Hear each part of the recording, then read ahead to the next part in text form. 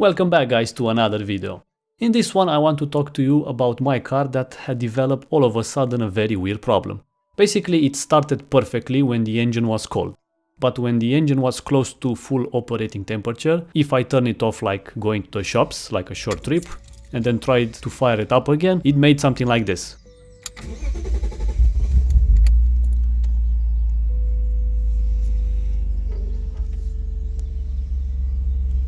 As you saw, it was basically struggling, almost misfiring.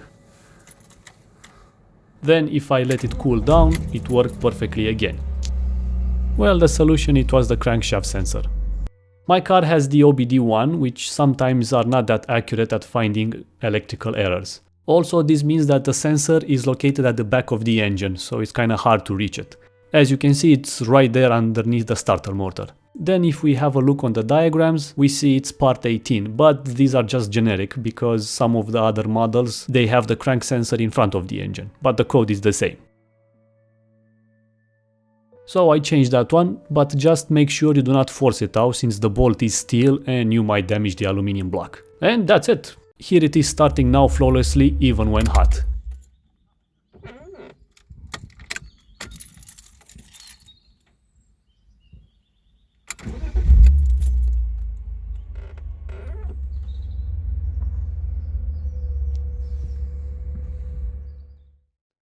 Also, mind you, before finding it was the crank sensor, I also checked the MAF, the spark plugs, the coils, the oxygen sensor. Luckily I only have one on this engine, and the last that I checked was the fuel pump.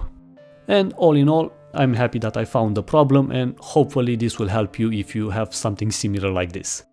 Thanks for watching guys, and until the next video, Alex out.